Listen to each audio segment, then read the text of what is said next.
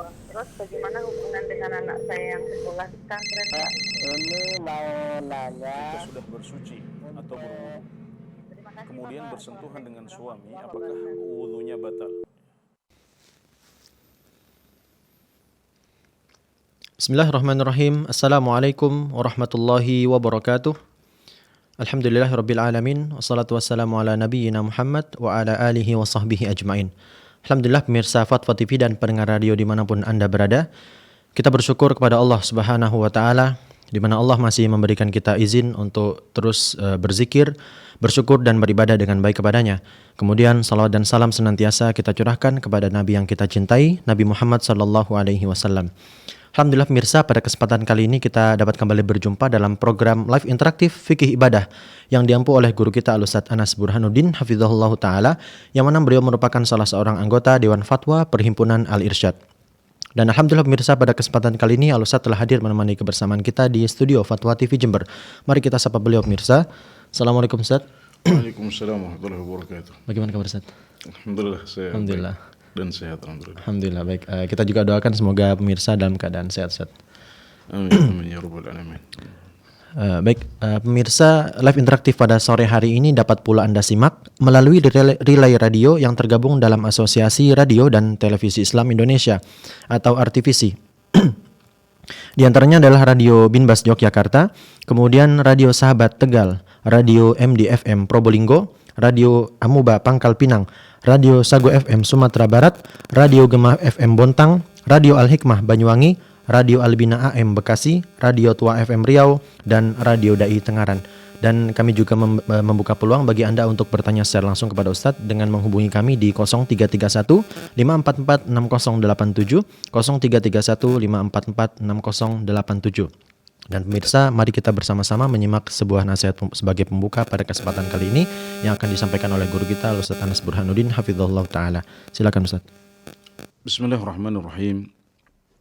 Dalam sebuah hadis riwayat At-Tirmidzi, An-Nasa'i dan Abu Dawud dari Abdullah bin Amr bin As radhiyallahu anhuma, Rasulullah sallallahu alaihi wasallam bersabda, "Khallatani la yuhsihima rajulun muslim illa dakhala al-jannah wa huma yasirun wa man ya'malu bihima qalilun."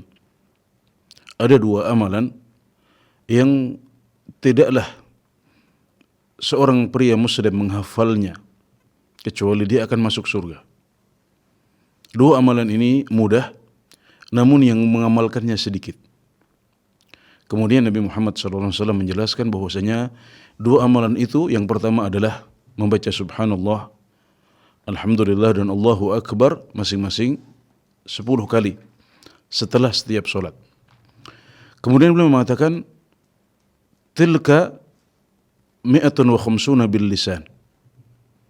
Itu adalah 150 dalam lisan, 150 di bibir, tapi 1500 fil mizan. Itu 1500 dalam timbangan Allah Subhanahu wa taala. Jadi 10 itu adalah 30. Kalau dikalikan 5 kali salat jumlahnya adalah 150. 150 diucapkan di bibir, namun di timbangan Allah Subhanahu wa taala tercatat 1500 kali. Dilipat gandakan menjadi 10. Sedangkan amalan yang kedua adalah mengucapkan tasbih, takbir dan tahmid juga sebanyak total 100 kali sebelum tidur. Kemudian Nabi Muhammad SAW mengatakan, fatilka mi'atun bil lisan wa alfun fil mizan. Itu adalah 100 zikir di bibir, namun dalam timbangan Allah Subhanahu wa taala ditulis 1000 zikir.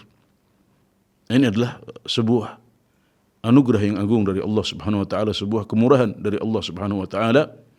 Ada dua amalan yang cukup ringan, namun hanya sedikit saja yang mengamalkannya.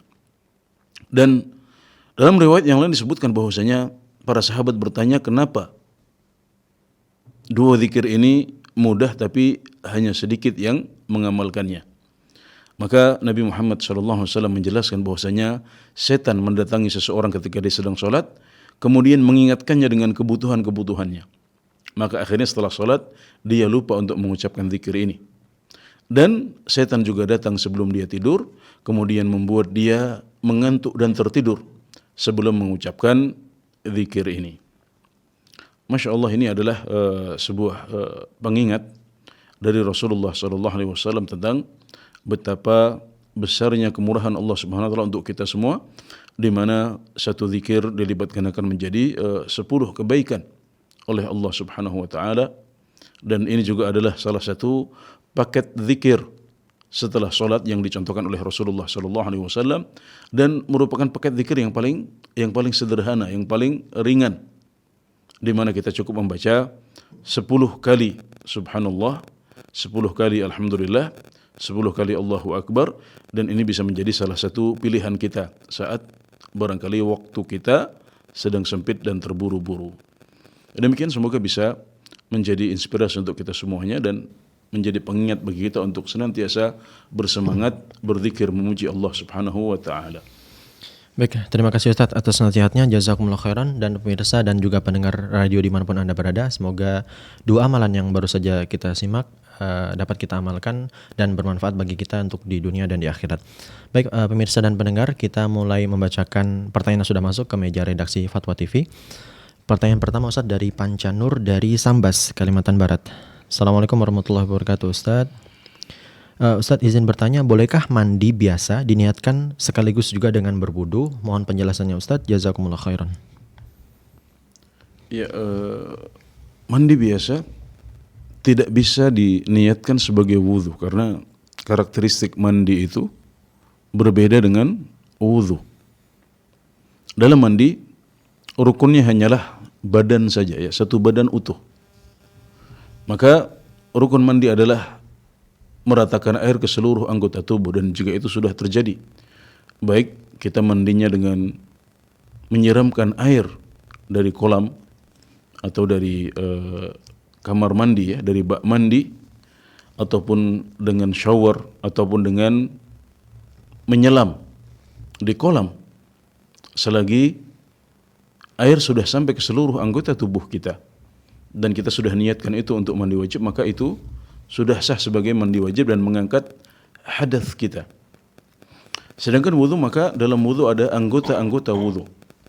Dan para ulama menjelaskan bahwasanya di antara anggota-anggota wudu ini harus ada tertib, harus urut, dan juga harus ada muwalah. Muwalah artinya adalah tanpa jeda yang panjang. Jadi masing-masing anggota wudu dibasuh tanpa jeda yang panjang. Kita harus sudah membasuh tangan kita sebelum wajah kita kering.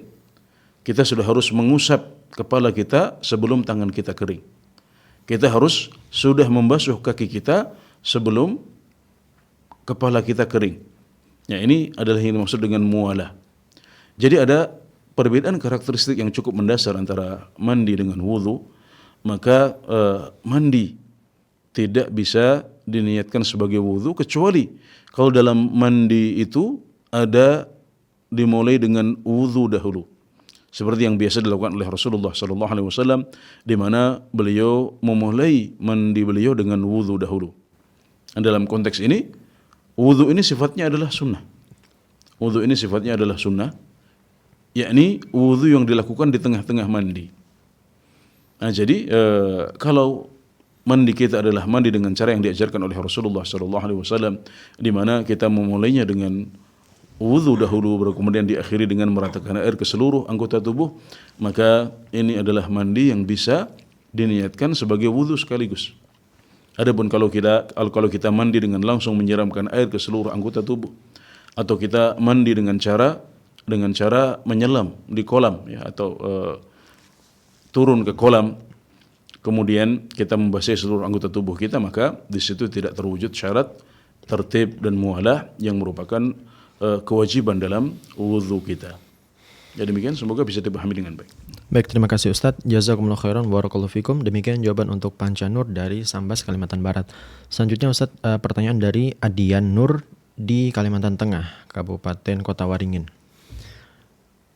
Bismillah, Ustadz, bolehkah membaca bacaan sholat hanya dengan menggerakkan lisan dan bibir tanpa mengeluarkan suara, atau tanpa bisa mendengarkan bacaan tersebut Ustaz? Jazakumullah khairan.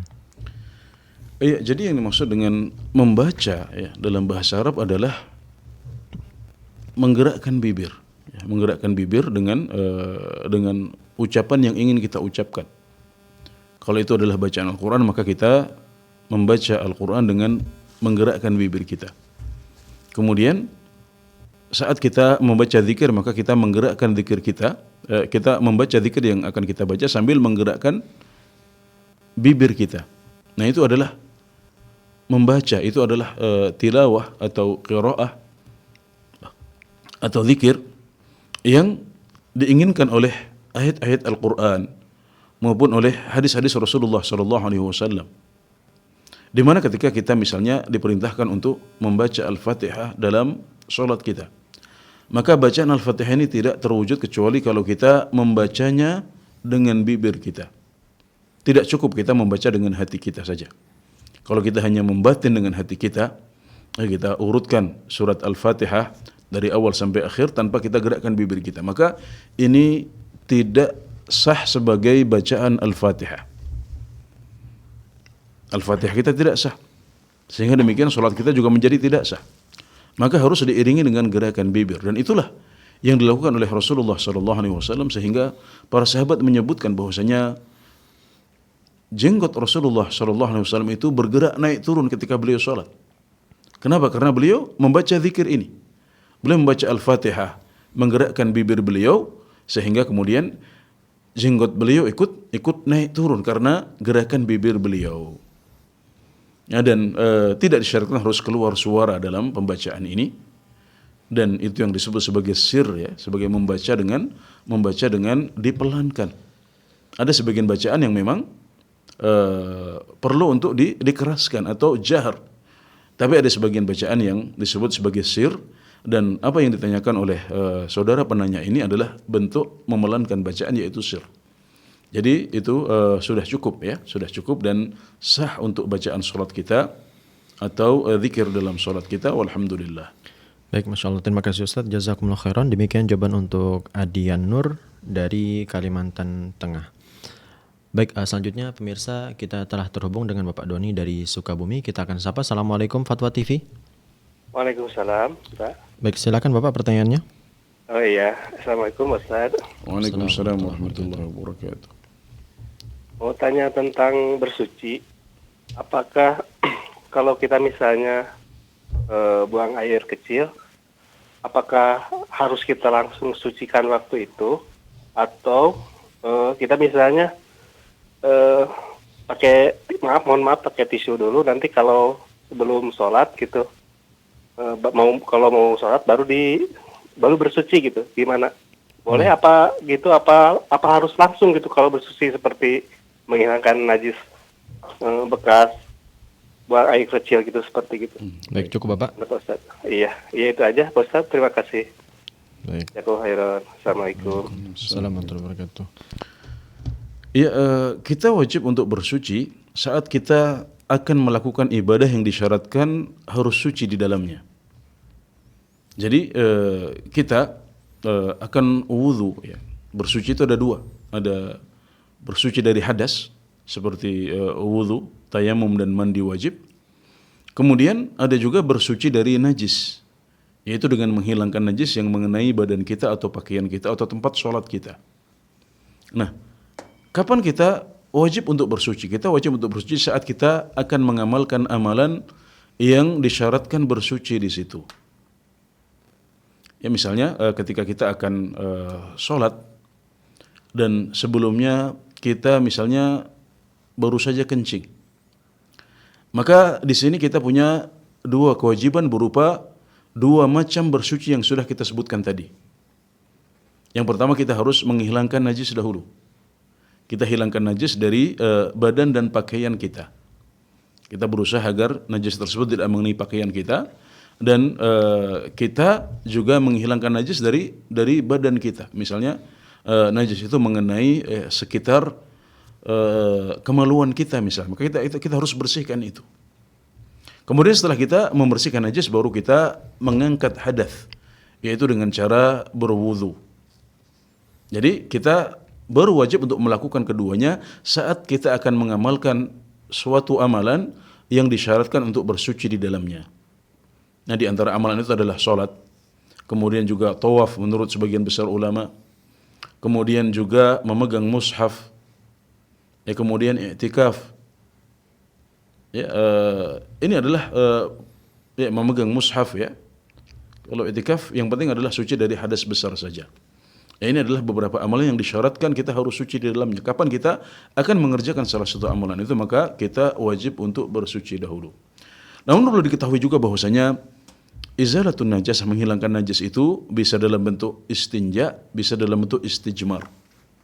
Ya, kalau kita memilih istinja itu dengan air, maka yang penting adalah najis hilang, ya, zat najis itu hilang dengan kita siram air. Adapun kalau kita memilih istijmar, maka kita bisa memakai batu misalnya. Kita juga bisa memakai tisu. Ya, namun untuk istijmar ini maka Nabi Muhammad SAW mensyaratkan paling tidak harus dengan 3 batu atau dengan 1 batu yang memiliki 3 sisi. Maka demikian juga kalau kita memilih untuk memakai tisu, maka itu sudah cukup. Tapi hendaknya diusap, ya, tempat najisnya diusap dengan minimal 3 kali. Bisa dengan 3 tisu atau dengan 1 tisu yang memiliki 3 sisi misalnya, itu juga sudah cukup dan itu sudah dianggap sebagai izalatun najasah atau proses menghilangkan najis yang insyaallah bisa berdampak pada terangkatnya najis dari badan atau dari pakaian kita. Walhamdulillah. Baik, terima kasih Ustaz. Jazakumullah khairan wa barakallahu fikum, dan terima kasih kami ucapkan kepada Bapak Doni dari Sukabumi atas partisipasinya. Semoga jawaban dari Ustaz dapat memberikan manfaat. Selanjutnya pemirsa, kita telah terhubung dengan Bapak Kandan dari Cianjur. Kita akan sapa. Assalamualaikum Fatwa TV. Waalaikumsalam warahmatullahi wabarakatuh. Baik, silakan Bapak Kandan. Ya. Barakallahu fikum Ustaz. Wafikum barakallah. Ya, halo. Ya, setelah sholat itu diantaranya yang 10-10 itu Ustaz. Jadi alhamdulillah saya ini Ustaz sudah mulai belajar menerapkan dikit-dikit itu yang sesuai dengan sunnah Ustaz. Cuman kan ketika kita beda dengan orang lain, kita kan kalau misalkan belum tahu hadisnya kan kita ini kan kurang begitu yakin ataupun kurang begitu pede Ustaz. Jadi yang saya ketahui kan zikir itu ada 4 cara. Yang pertama 33, 34 ya yang itu. Kemudian 33, 33. Kemudian la ilaha illallah syarikalah itu 1 kali. Kemudian yang tadi yang 10-10 Ustaz. Yang saya ingin tanyakan kan yang keempatnya itu saya belum dapat hadisnya Ustaz. Jadi kalau boleh saya ingin tolong dibacakan hadisnya yang mensunahkan itu 25 Ustaz, yang itu Ustaz. Baik, cukup Bapak. Ya, syukur Ustaz, jazakumullah khair. Assalamualaikum warahmatullahi wabarakatuh. Assalamualaikum warahmatullahi wabarakatuh. Assalamualaikum warahmatullahi wabarakatuh. Silakan Ustaz. Untuk Pak Kadan ya, ini saat ini saya tidak hafal, saya tidak ingat dengan dalil yang menunjukkan sunnahnya membaca subhanallah, alhamdulillah, Allahu akbar dan la ilaha illallah sebanyak 25 kali. Ya, insyaallah kita akan datangkan hadis ini di pertemuan yang akan datang insyaallah taala. Dan adapun kesahihan hadis ini, maka ini adalah hadis yang sahih ya, dan kami mengambil faedah ini dari guru kami Syekh Abdul Muhsin Al-Abbad hafizahullah taala di Masjid Nabawi, dan beliau adalah muhaddits atau ahli hadis yang juga berfatwa di Masjid Nabawi, dan beliau termasuk yang mensahihkan hadis ini ya. Beliau mensahihkan hadis ini sehingga dalam salah satu kajian beliau menyampaikan bahwasanya paket zikir ya, tasbih, takbir, tahmid dan tahlil itu ada 4 paket seperti yang sudah disebutkan oleh Pak Kadan tadi ya. Persis seperti itu ya, alhamdulillah Pak Kadan sudah menghafal ya, semua paket yang 4 yang ada, Dan alhamdulillah tadi di awal kajian kita juga sudah sebutkan hadis riwayat Abu Dawud, Tirmidzi dan Nasa'i dengan sanad yang sahih, juga disahihkan oleh Al-Albani rahimahullahu taala, juga oleh At-Tirmidzi, dan itu adalah dasar untuk paket yang keempat, yaitu paket 10 10 10. Subhanallah 10, alhamdulillah 10, Allahu akbar 10, dan itu adalah 150 dengan bibir, tapi dicatat oleh Allah Subhanahu wa taala sebanyak 1.500 dalam timbangan. Walhamdulillah. Baik, terima kasih Ustaz jawabannya, jazakumullah khairan. Dan pemirsa, kami kembali mengajak Anda untuk berpartisipasi dengan mengajukan pertanyaan di 0331 544 6087, 0331 544 6087. Baik Ustaz, pertanyaan dari Jusni Erina di Jawa Barat, Kabupaten Purwakarta, Ustaz. Bismillah, assalamualaikum Ustaz. Tadi ketika saya sholat subuh, niatnya ketika ruku dan sujud membaca subuhun kudusun.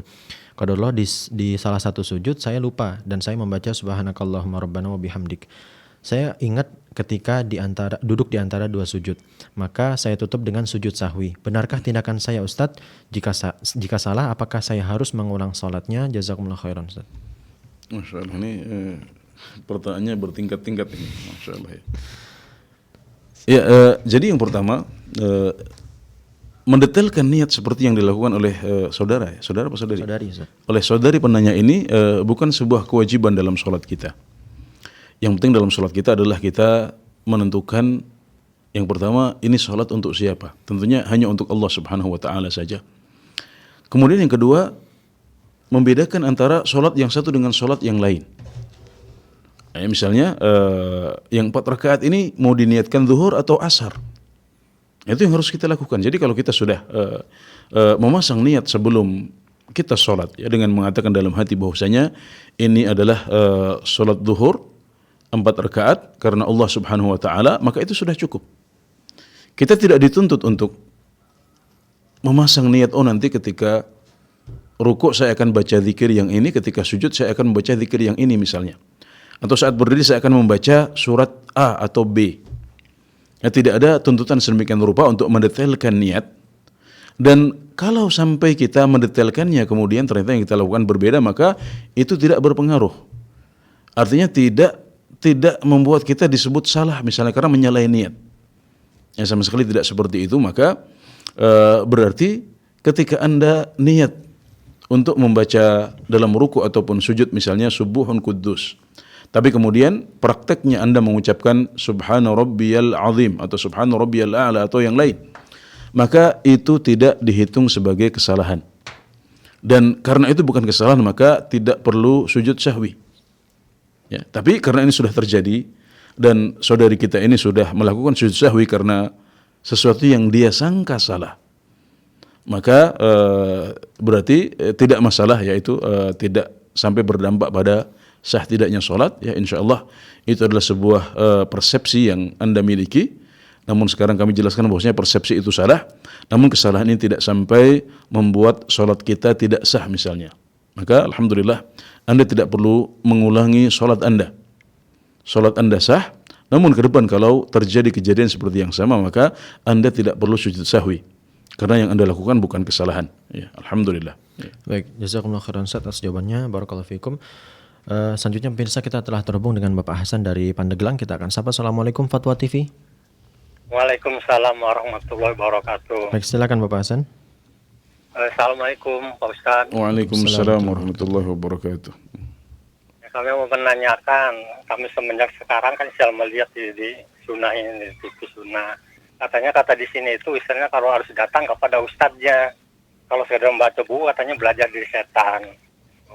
Maksud dijajahkan. Maksudnya kalau tidak belajar langsung ke ustadznya, maksudnya seperti itu, Pak? Iya. Dan kami kan punya ibu tuh Saudara Hakim apa kan Anda sebenarnya. Iya, oke. Nah, kalau kami yang dulu juga istilahnya kan kami ditinggalkan. Sekarang kami semenjak sunnah itu tahu sunnah kami dipindah gitu mengalir. Masya Allah. Bukunya istilah banyak gitu kan. Iya. Nah, di sini kayak gitu katanya harus datang ke ustadznya. Kalau nggak katanya berarti belajar setan.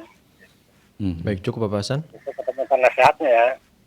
Ya, makasih. Assalamualaikum. Waalaikumsalam. Assalamualaikum. Ya. Ya, pertama kali saya ingin mengingatkan Bapak Hasan di Pandeglang bahwasanya hidayah kepada ilmu, ya, hidayah kepada Islam, juga lebih khusus hidayah kepada sunnah Nabi Muhammad SAW. Ya, sunnah di sini adalah lawan kata dari bid'ah, bukan lawan kata dari haram, wajib atau makruh. Maka ada ahlu sunnah dan ada ahlul bid'ah. Ya, ini semuanya adalah istilah yang dipakai oleh Rasulullah SAW. Maka kita jangan alergi, tapi kita berusaha untuk mempelajari sunnah itu apa, bid'ah itu apa, untuk kemudian berpegang teguh dengan sunnah Nabi Muhammad SAW dan meninggalkan bid'ah. Ya, hidayah kepada sunnah adalah nikmat yang sangat besar yang harus kita syukuri, dan kita harus mensyukuri itu, dan dengan syukur itu insya Allah Allah akan menambah nikmat kita, dan kita berdoa semoga Allah Subhanahu Wa Taala tidaklah memanggil kita kecuali di atas Islam dan sunnah. Amin ya rabbal alamin. Kemudian yang kedua tentang belajar kepada ustadz. Memang idealnya adalah kita bisa talaqi langsung, bisa hadir, bisa duduk di majelis para ustadz kita ini, terutama para ustadz dan syekh yang senior. Mereka adalah orang-orang yang layak untuk kita ambil ilmunya. Namun itu bukanlah sebuah kewajiban. Artinya kalau kita tidak bisa hadir ke tempat beliau tinggal atau tempat beliau mengajar karena kondisi kita yang mungkin tinggal di tempat yang jauh, belum tentu memiliki biaya untuk bisa ke sana, apalagi untuk tinggal di sana dalam waktu yang lama, maka kita tidak wajib untuk datang ke sana. Ya, yang penting adalah kita berusaha untuk mempelajari ilmu yang sahih, ilmu yang benar yang bisa kita dapatkan melalui kajian-kajian beliau. Alhamdulillah, Bapak punya televisi di rumah, Bapak menggunakan televisi itu untuk menyimak kajian-kajian, maka Bapak bisa hadir ya, meskipun tidak langsung datang ke Jakarta misalnya atau ke Bogor. Bapak bisa menyimak kajian para ustadz kita ini di TV-TV yang ada. Alhamdulillah, itu sudah cukup. Itu adalah sebuah kebaikan yang tidak boleh kita nafikan atau kita negasikan, kita anggap hanya hadir di TV saja. Tidak boleh seperti itu, karena ini adalah nikmat dari Allah Subhanahu wa taala. Ya, sekarang alhamdulillah dengan adanya teknologi ini kita bisa mengikuti kajian dari para ustadz kita dari jarak jauh, bahkan juga dari para ulama dunia. Kita bisa menyimak kajian-kajian mereka dengan bantuan teknologi ini. Maka ini adalah sebuah nikmat yang agung yang harus kita syukuri. Dan kalau suatu saat ada kesempatan, alangkah bagusnya kalau kita bisa berangkat, kita bisa hadir meskipun hanya sekali dua kali. Nah, itu juga bukan sebuah syarat sah sehingga dikatakan misalnya ilmunya tidak sah kalau belum hadir dan talaqi langsung. Tidak seperti itu. Alhamdulillah, ya, ada kemudahan dalam agama kita. Yang lebih penting adalah apakah ilmu yang kita ambil itu adalah ilmu yang benar atau tidak. Dan itu bisa diambil dari ustadznya, ya, melalui siaran televisi atau juga dengan melalui rekaman-rekaman kajian beliau di kaset atau di YouTube atau di media sosial. Itu juga merupakan bentuk talaqi, bentuk thalabul ilmi secara langsung, karena kita mendengarkannya langsung. Ya, maka fattaqullaha mastata'tum, bertakwalah kepada Allah dengan semampu Anda. Bisa juga melalui murid-murid beliau.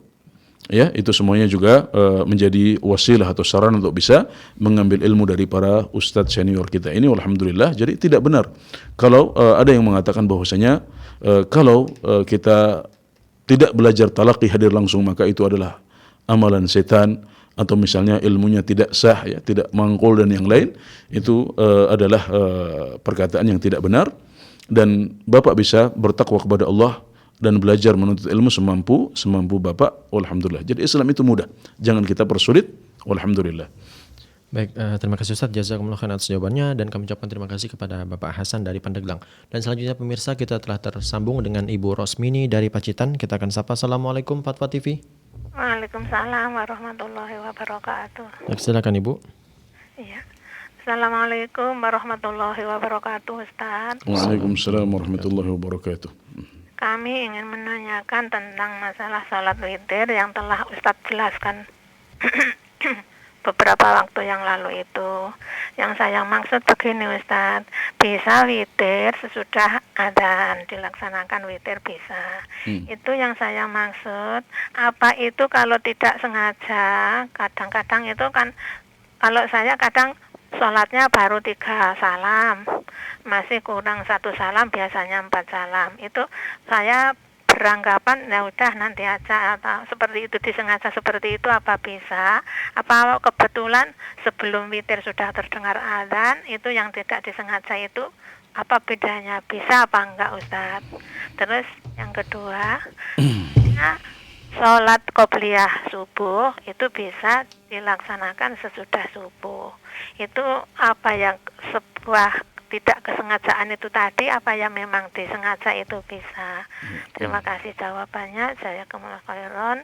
Assalamualaikum warahmatullahi wabarakatuh. Waalaikumsalam warahmatullahi wabarakatuh. Baik, silakan Ustaz.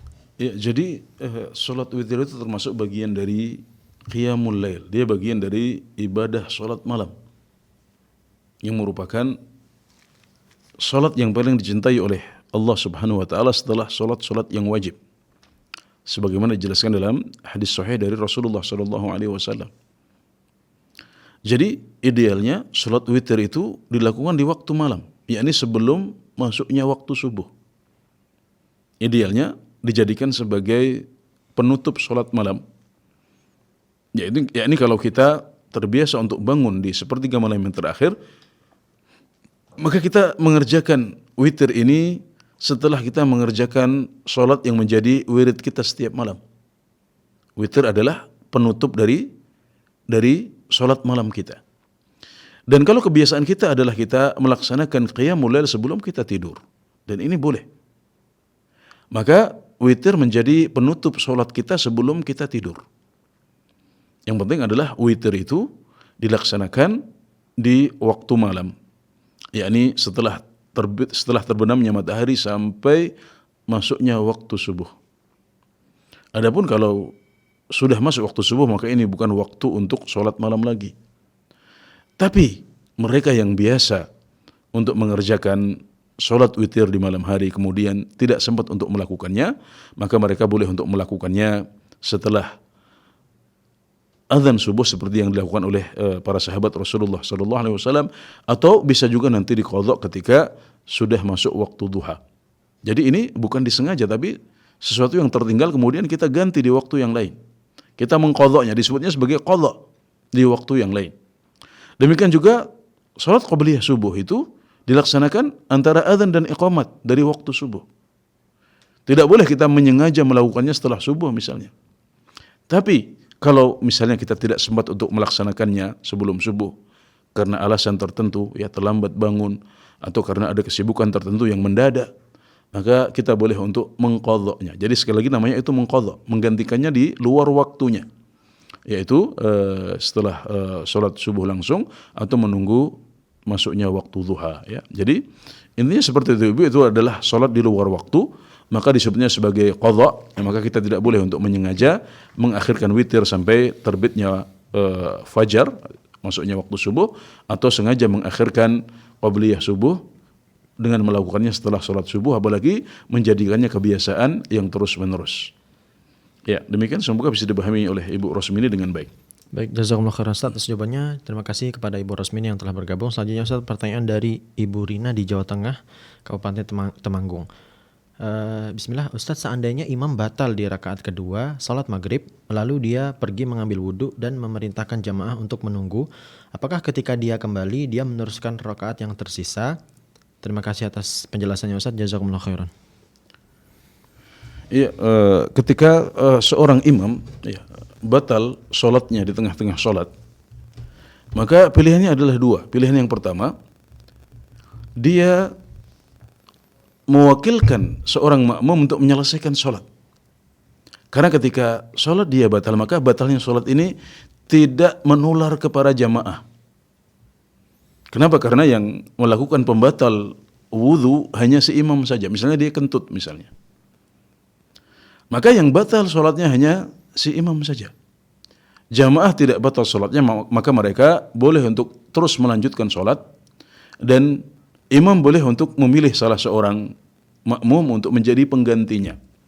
Kemudian si imam akan pergi wudu, kemudian setelah wudu dia bisa ikut masbuk sholat di belakang. Ini adalah pilihan yang pertama. Pilihan yang kedua, ya, imam bisa meminta jamaah untuk membatalkan wudunya, untuk membatalkan sholatnya, maaf, ya, bisa untuk meminta jamaah untuk membatalkan sholatnya, ya, dan kemudian dia ke tempat wudu misalnya untuk berwudu. Setelah berwudu mereka akan memulai sholat bersama-sama. Ini adalah pilihan yang kedua. Tidak boleh, ya, makmum mendahului imam dalam sholatnya.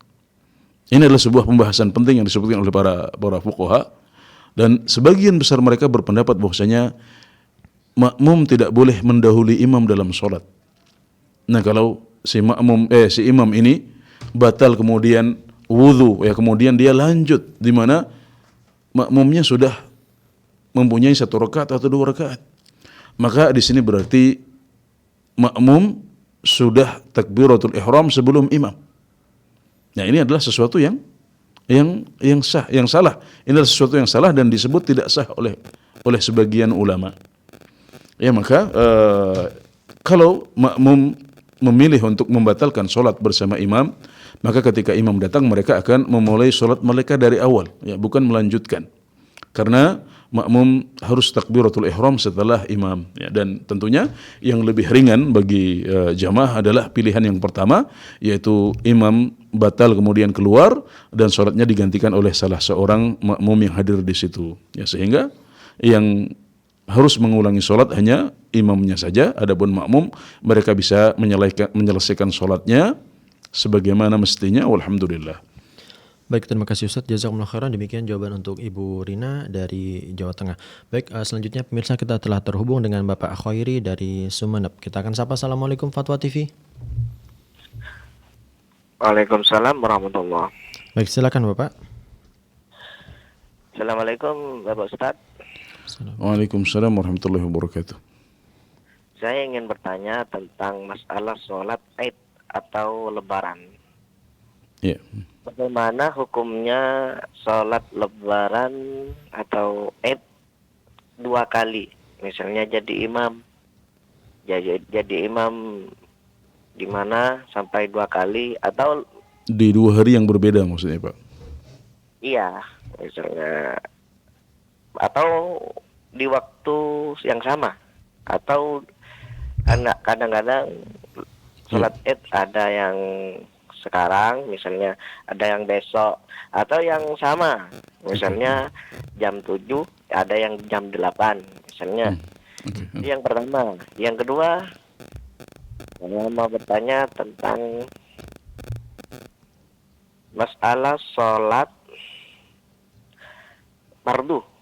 Fardu juga sholat 2 kali, atau misalnya sholat lebih 2 kali.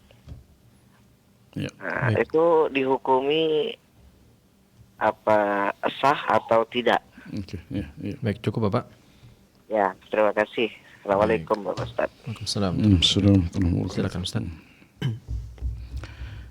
Ya, yang pertama tentang sholat Id, ya. Sholat Id 2 kali kalau dilakukan di 2 hari yang berbeda, seperti yang kadang-kadang terjadi di masyarakat kita, di mana sebagian umat Islam misalnya memakai ru'yah, kemudian sebagian lagi memakai metodologi yang lain, sehingga akhirnya terjadi Idul Fitri di 2 hari yang berbeda. Ini adalah sesuatu yang seharusnya tidak perlu terjadi. Ini adalah domain, ya, atau wewenang pemerintah kita, di mana pemerintah seharusnya bisa menyatukan umat Islam dalam Idul Fitri dan Idul Adha. Juga dalam awal masuknya bulan Ramadan dan bulan-bulan Hijriyah yang lain. Sebagaimana yang terjadi di lebih banyak negara Islam atau dunia Islam yang memiliki tradisi ilmiah yang lebih kuat daripada di negeri kita. Ini adalah wewenang pemerintah. Dan pemerintah yang berhak untuk menentukan kapan kita Idul Fitri, kapan kita Idul Adha, kapan kita memulai puasa kita di bulan Ramadan. Ini adalah wewenang yang diberikan oleh agama kita kepada pemerintah. Ya, mereka bisa menerima laporan dari berbagai tempat. Si fulan sudah melihat hilal misalnya, si fulan belum. Tapi pemerintah yang punya wewenang untuk menerima atau menolak laporan-laporan ini. Mereka bisa menimbang, dan ketika mereka sudah mengakomodir semuanya, mereka sudah pertimbangkan, oh ini yang melihat hilal misalnya tidak layak untuk dipercaya, dan semacamnya. Kemudian mereka putuskan, oh berarti hilal belum tampak, maka kita puasa 1 hari lagi, kemudian Idul Fitri baru di hari setelahnya misalnya. Maka ini adalah wewenang pemerintah. Pemerintah boleh untuk melakukan hal itu, sehingga tidak perlu ada 2 hari Idul Fitri dalam 1 tahun di satu negara. Dan juga kita sebagai rakyat hendaknya kita bisa melihat wewenang pemerintah ini, sehingga tidak perlu kita melaksanakan sholat id 2 hari yang berbeda, sehingga nilai idnya berkurang.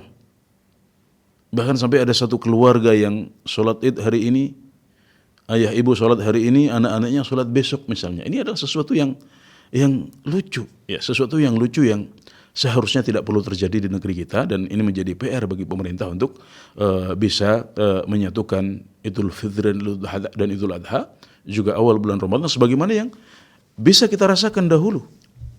Ya, pada tahun 80-an misalnya, tahun 90-an kita biasa, ya, tidak ada 2 Id dalam 1 tahun.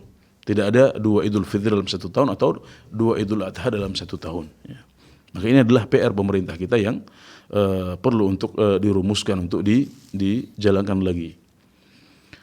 Adapun kalau sholat Idul Adhanya adalah di hari yang sama namun waktu pelaksanaan yang berbeda, maka ini adalah sebuah ibadah yang dilaksanakan karena hajah, karena ada kebutuhan yang syar'i. Kita mengetahui bahwasanya sholat id itu dilaksanakan di waktu duha. Bisa di awal waktu duha, bisa agak siang sedikit. Ya, maka kalau ada seseorang yang misalnya diundang untuk mengerjakan sholat id di awal duha di tempat tertentu, kemudian jam 9 nanti ada sholat id di tempat yang lain, maka dia boleh untuk menghadiri keduanya. Dan sholat idnya sah. Ya, sholat idnya sah, alhamdulillah. Jadi sholat id itu hukumnya sunnah menurut jumhurul ulama, wajib menurut sebagian kecil ulama. Nah, kalau kita mengatakan itu sunnah, maka berarti imam ini, ya, Bapak Ustadz ini berarti sudah mengerjakan 2 sholat sunnah pada hari itu, alhamdulillah. Jadi tidak masalah. Demikian juga dengan sholat fardu, ya. Sholat fardu, kalau ada sebab yang membuat kita melaksanakan sholat 2 kali. Misalnya seperti yang dilakukan oleh Mu'adz bin Jabal radhiyallahu anhu, di mana beliau sholat menjadi makmum di belakang Rasulullah sallallahu alaihi wasallam. Kemudian ketika beliau pulang ke Quba, ke tempat tinggal beliau, beliau menjadi imam untuk masyarakat di kampung beliau. Maka ini juga boleh. Jadi yang pertama dihitung sebagai sholat fardu, yang kedua dihitung sebagai sholat sunnah untuk Mu'adz bin Jabal. Dan sholat yang kedua ini hukumnya sunnah bagi Mu'adz bin Jabal, namun wajib atau fardu bagi masyarakat di kampung beliau. Jadi ini ada contohnya dari zaman Nabi Muhammad SAW, dan apa yang dilakukan oleh Mu'adz bin Jabal ini didiamkan oleh Rasulullah SAW. Artinya itu boleh, walhamdulillah. Baik, terima kasih Ustaz atas jawabannya. Jazakumullah khairan. Demikian jawaban untuk Bapak Khairi dari Sumeneb, semoga bermanfaat. Selanjutnya pemirsa, kita terhubung dengan Bapak Hengki dari Jakarta. Kita akan sapa. Assalamualaikum Fatwa TV. Waalaikumsalam warahmatullahi wabarakatuh. Baik, silakan Bapak Hengki. Ustaz Anas. Waalaikumsalam warahmatullahi wabarakatuh. Iya Bapak. Anas, saya tadi menyimak penjelasan dari Ustadz tentang sholat. Saat kita melakukan itu untuk bacaan Al-Fatihah dan suratnya itu kan harus disertai dengan gerakan bibir gitu. Iya. Nah, di sisi lain ada, saya baca hadis riwayat Muslim bahwa Allah melihat hambanya bukan dari kecantikan dan hartanya, tapi dari hati dan amalannya. Ya. Artinya yang saya mau tanyakan, bahwa tanpa gerakan bibir, tapi kalau hati berbicara untuk mengucap Al-Fatihah dan surat, itu bagaimana Ustaz? Mohon dijelaskan. Terima kasih. Wabillahi taufiq wal hidayah. Wassalamualaikum warahmatullahi wabarakatuh. Waalaikumsalam warahmatullahi wabarakatuh. Assalamualaikum warahmatullahi wabarakatuh. Insyaallah. Baik, silakan Ustaz. Iya, jadi hadis riwayat Muslim ini yang disebutkan oleh Pak Hengki ini mengandung beberapa faedah fikih sebenarnya. Yaitu sabda Nabi Muhammad SAW, Inna Allah la yanzuru ila suwarikum wala ila amwalikum walakin yanzuru ila qulubikum wa a'malikum. Sungguh Allah Subhanahu wa taala tidak melihat kepada rupa-rupa kalian, juga tidak kepada harta-harta kalian, tapi Allah Subhanahu wa taala hanya melihat kepada hati kalian dan amalan kalian.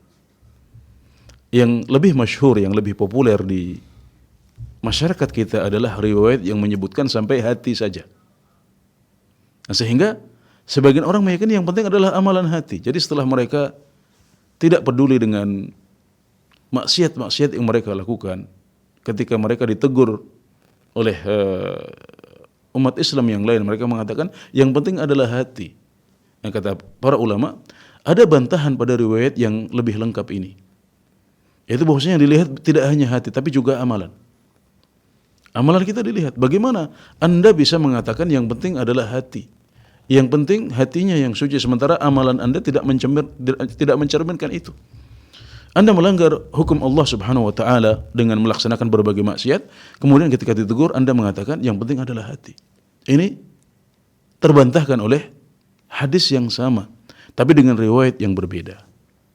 Ya, demikian juga dalam hubungannya dengan pertanyaan dari Bapak Hengki tadi, kita katakan bahwa yang dilihat tidak hanya hati. Ya, hati kita dilihat oleh Allah Subhanahu wa taala pasti. Artinya yang terbaik adalah yang paling suci hatinya. Tapi juga Allah melihat kepada amalan kita, dan amalan ini harus ikhlas. Amalan ini harus sesuai dengan tuntunan Nabi Muhammad SAW. Jadi tidak bisa kita mengatakan tanpa kita mengucapkan Al-Fatihah, tanpa kita membaca zikir-zikir salat, Allah sudah tahu bahwasanya kita mengucapkan dan membaca zikir-zikir itu misalnya.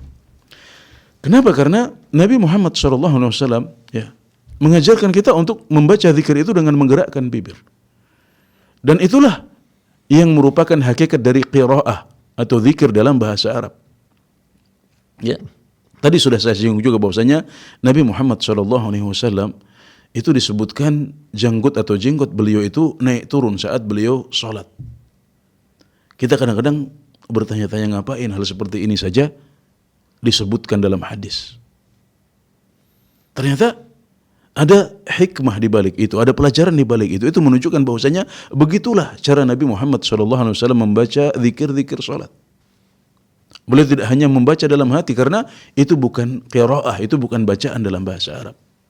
Qiraah itu adalah dengan menggerakkan bibir. Ya, jadi ini pelajarannya. Itu yang dicontohkan oleh Nabi Muhammad SAW. Ya. Karenanya para ulama kita, para fuqaha kita menjelaskan bahwasanya bacaan Al-Fatihah itu, ya, serta zikir dalam salat itu harus diucapkan dengan bibir. Bibir kita harus ikut bergerak sebagaimana yang dicontohkan oleh Rasulullah SAW. Adapun kalau kita hanya membatin saja dalam hati, maka itu tidak cukup. Itu berarti kita belum beramal. Berarti kita belum berzikir, kita belum membaca Al-Fatihah. Ya, maka kita harus perhatikan seperti itu. Ya. Jadi ini adalah yang dicontohkan oleh Nabi Muhammad SAW. Bahkan itu adalah hakikat membaca dan zikir dalam bahasa Arab. Kalau kita hanya membatin, itu namanya hadithun nafs. Itu adalah omongan hati. Itu bukan kalam dalam bahasa Arab. Bukan kalam, bukan bacaan, bukan zikir. Karenanya para fuqaha kita menjelaskan tidak sah kalau kita hanya membaca dalam hati saja. Kecuali dalam posisi kita tidak wajib membaca. Misalnya kita sholat di belakang imam yang sedang membaca dengan keras. Imam membaca Al-Fatihah, maka kita cukup menyimak saja. Ya. Yang seperti ini cukup. Kenapa? Karena kita sudah menyimak bacaan imam. Dan Nabi Muhammad SAW mengatakan, barang siapa yang sholat di belakang imam, maka bacaan imam sudah cukup bagi dia. Nah, adapun kalau imam membaca dengan dipelankan dengan sir, maka kita wajib untuk membaca sendiri dan bacaan itu adalah dengan menggerakkan bibir kita. Nah, jadi itulah yang dijelaskan oleh para ulama kita, maka kita wajib untuk merujuk penjelasan para ulama kita dan tidak memahami hadis-hadis atau amalan-amalan salat dengan pemahaman kita sendiri. Ya, dan itu yang ingin kita biasakan dalam kajian-kajian kita ya Pak Hengki. Dalam acara interaktif ini kita berusaha untuk kembali kepada para ulama kita sehingga pemahaman yang kita miliki itu benar-benar merujuk ke ilmu mereka ya, tidak hanya dengan disimpulkan sendiri atau dipahami sendiri. Walhamdulillah. Baik, terima kasih Ustadz. Jazakumullah khairan. Demikian jawaban untuk Bapak Hengki. Semoga bermanfaat. Selanjutnya kita telah terhubung pemirsa dengan Bapak Abid di Situbondo. Kita akan sapa. Assalamualaikum Fatwa TV. Waalaikumsalam warahmatullahi wabarakatuh. Baik, silakan Bapak Abid. Assalamualaikum Ustaz. Waalaikumsalam warahmatullahi wabarakatuh. Saya ingin bertanya begini Ustaz. Bolehkah kita sholat jamak di rumah karena dimungkinkan baju kita pada saat safar itu najis Ustaz? Oke. Itu Ustaz. Cukup Bapak? Saya Ustaz, iya. Jazakallah khairan Ustaz. Assalamualaikum. Waalaikumsalam warahmatullahi wabarakatuh. Waalaikumsalam warahmatullahi wabarakatuh. Silakan Ustaz. Ya, boleh mengakhirkan sholat kita, ya, boleh mengakhirkan sholat kita karena safar jika masih ada waktu ya. Jika nanti ketika kita sampai di rumah masih ada waktu untuk mengerjakan sholat itu, baik waktunya yang asli ataupun waktu yang dibolehkan untuk menjamak sholat. Misalnya kita di jalan ini sudah tiba masuk waktu zuhur, tapi kondisi baju kita bernajis misalnya. Nah, kemudian kita berpikir nanti saya sholat setelah sampai di rumah.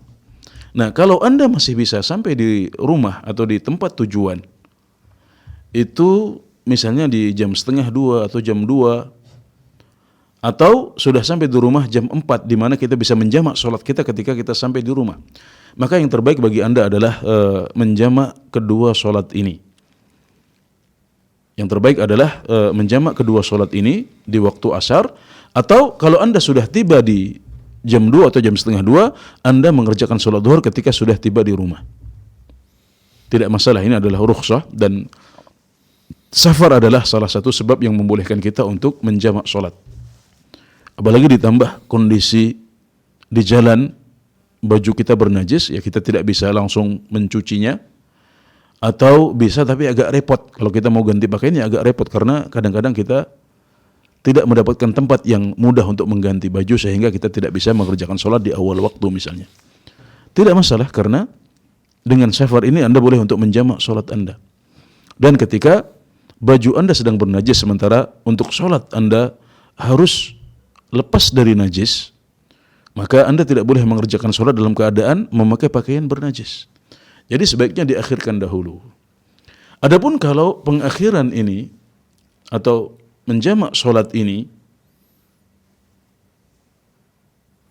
berdampak pada habisnya waktu sholat, ya, nanti misalnya kita akan tiba di tujuan baru setelah maghrib misalnya, maka kita harus mengerjakan sholat kita di dalam perjalanan, ya, tidak boleh kita akhirkan sampai waktunya habis. Caranya bagaimana? Caranya dengan mengganti pakaian kalau ada, atau meminjam pakaian dari orang kalau ada. Ya, Masya Allah di negeri kita ini masjid-masjid menyediakan pakaian ganti untuk sholat. Jadi misalnya celana bisa kita lepas dahulu, ya, kita bisa lepas celana dahulu, baru kemudian kita ganti dengan sarung. Ya, ada sarung untuk ibu-ibu, ada mukena yang siap hampir di semua masjid, alhamdulillah. Nah, kita bisa turun dahulu untuk kemudian mengerjakan sholat dengan cara seperti itu. Dan kalau seandainya diasumsikan tidak ada pakaian yang bisa kita pinjam, kita juga tidak membawa pakaian lebih, maka di sini berlaku firman Allah Subhanahu wa taala, fattaqullaha mastata'tum, bertakwalah kepada Allah semampu kalian. Memang suci dari najis itu adalah salah satu syarat sahnya sholat kita. Namun karena kita tidak memiliki pakaian yang lain, hanya pakaian yang najis ini, ya, yang bisa kita pakai, maka kita boleh untuk sholat dengan pakaian itu dan sholat kita sah, alhamdulillah. Ya, tapi sebelum itu kita juga bisa untuk melaksanakan tahapan yang sebelumnya, itu mencuci pakaian ini dahulu. Ya, kita cuci, jadi nanti kita pakai dalam keadaan basah. Tidak masalah kita sholat dalam keadaan basah, ya itu barangkali tidak nyaman, tapi sholat kita sah. Nah, jadi masih ada tahapan-tahapan yang bisa kita lakukan dahulu. Intinya kalau seandainya kita tidak memiliki pakaian kecuali hanya pakaian yang najis itu, dan misalnya tidak mungkin untuk mencuci juga karena misalnya tidak ada air atau yang semacamnya, maka kita boleh untuk mengerjakan sholat kita dengan pakaian yang seadanya karena kondisi darurat. Yang penting kita mengerjakan sholat itu sebelum waktunya habis. Walhamdulillah. Ya, semoga bisa dipahami dengan baik. Baik, terima kasih Ustaz. Jazakumullah khairan wa barakallahu fikum. Dan pemirsa, pertanyaan dari Bapak Abid tadi sekaligus mengakhiri perjumpaan kita. Kami ucapkan Ustaz jazakumullah khairan sudah meluangkan waktu untuk hadir Ustaz. Barakallahu fikum. Baik, pemirsa, saksikan terus live interaktif hanya di Fatwa TV mulai dari hari Senin sampai dengan Jumat di waktu yang sudah terjadwal. Kemudian pemirsa, informasi seputar Dewan Fatwa Perhimpunan Al-Irsyad dapat Anda akses melalui website www.dewanfatwa.com, dan jangan lupa untuk mengikuti akun-akun media sosial Dewan Fatwa Perhimpunan Al-Irsyad. Dan pemirsa, itulah tadi live interaktif Fikih Ibadah bersama Ustaz Anas Burhanuddin hafizahullah ta'ala. Kami mohon pamit undur diri, mohon maaf apabila ada kekurangan. Subhanakallahumma wa bihamdika asyhadu an la ilaha illa anta astaghfiruka wa atubu ilaik. Wassalamualaikum warahmatullahi wabarakatuh.